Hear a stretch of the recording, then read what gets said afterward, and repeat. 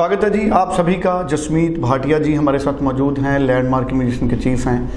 आज फिर एक अहम टॉपिक पे हम बात करेंगे। जसमीत जी हमें बताएंगे, जसमीत जी से हम पूछेंगे कि पिछले काफ़ी समय से एक नए तरह का ट्रेंड देखने को मिलता है। जो भी रीअप्लाई केसेस हैं उनका सक्सेस रेट काफ़ी ज़्यादा माना जा रहा है। इसके पीछे सच क्या है, इसका रीज़न क्या है, और मल्टीपल रिफ्यूज़ल्स को कम प्रोसेसिंग टाइम में ही रिज़ल्ट भी कई जगह मिल रहे हैं, ऐसा क्यों देखने में आ रहा है।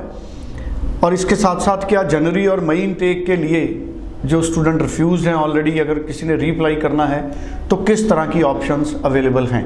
ये तमाम टॉपिक्स पे हम जसमीत जी से बात करेंगे। 904139 904112 पे आप कॉल कर सकते हैं और अपना प्रोफाइल शेयर कर सकते हैं। जसमीत जी आपका स्वागत है जी। Hello everyone.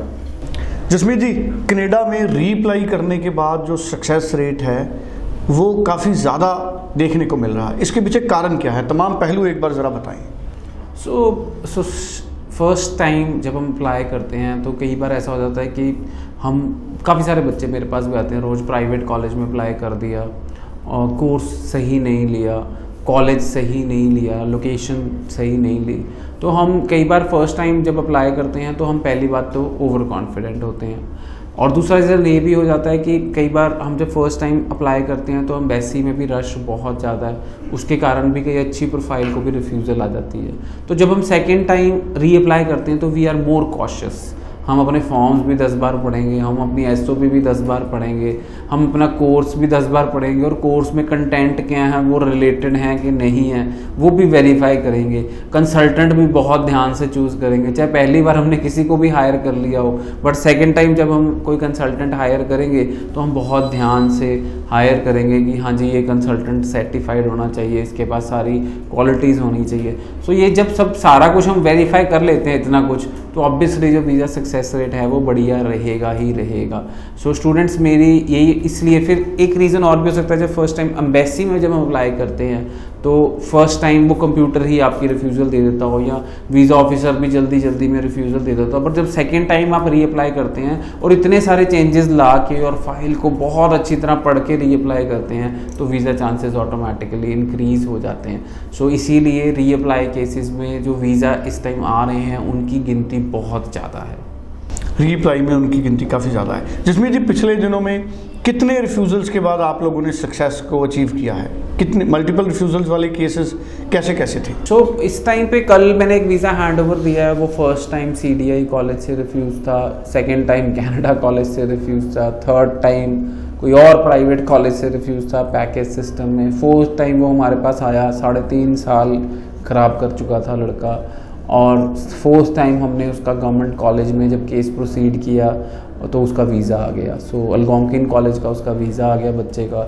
अल्गोंकिन कॉलेज एक गवर्नमेंट कॉलेज है। आज सिमिलर केस है, 2 टाइम्स रिफ्यूज़ल थी बच्चे की किसी कॉलेज में अल्बर्टा के, चाहे गवर्नमेंट कॉलेज था, पर बच्चा ग्रेजुएट था और उस ग्रेजुएशन के बाद वो अंडर ग्रेजुएट डिप्लोमा में अपनी फ़ाइल लगाई जा रहा था। तो हमने उसका अल्गोमा यूनिवर्सिटी में पोस्ट ग्रेजुएट प्रोग्राम में केस प्रोसीड किया, उसका वीज़ा आ गया। सो ये सब सारे डेली के देखो हमारे एक्सपीरियंसेस हैं, जो रिफ्यूज़ल केसेस हैं, कहीं ना कहीं कुछ ना कुछ केस में चेंजेस हम करके जब रीफाइलिंग करते हैं तो वीज़ा चांसेस इंक्रीज़ हो जाते हैं। चलिए, थैंक यू सो मच। आपको भी अगर रीअप्लाई करना है, जनवरी और मई इनटेक में काफ़ी ऑप्शंस हैं। जसमीत जी, कोई ऑप्शंस आपको लगता हो मल्टीपल रिफ्यूज़ल के बाद जनवरी और मई इनटेक में जहाँ पर चांसेस ज़्यादा बनते हैं या कम से कम ऑफर लेटर मिलेगी? तो देखो, एक बीटेक मैकेनिकल के स्टूडेंट्स हैं वो प्रोजेक्ट मैनेजमेंट ले सकते हैं, सप्लाई चेन मैनेजमेंट ले सकते हैं जो ओपन है, BCA BSc IT post graduate diploma in information technology ले सकते हैं, मोबाइल एप्लीकेशन डेवलपमेंट ले सकते हैं, साइबर सिक्योरिटी ले सकते हैं। यहाँ काफ़ी सारे जो BCom BBA वाले बच्चे हैं, अगर रिफ्यूज़ल आ गई है डिप्लोमा में तो वो MBA चूज़ कर सकते हैं। यहाँ यूनिवर्सिटीज़ चूज़ कर सकते हैं। इस time Nipissing university, Cape Breton university, Capilano university, Algoma university, ये सब ओपन है for May intake. So definitely आप you'll get in touch with our number 904139 904112। अगर आप मेरे से मिलना चाहते हैं तो I am available in Mohali office whole day, so you can mail me. चलिए, thank you so much. Jasmeet ji ने बड़ी इंपॉर्टेंट इन्फॉर्मेशन शेयर की है। आप ईमेल भी कर सकते हैं info@landmarkimmigration.com। Thank you so much. Thank you so much.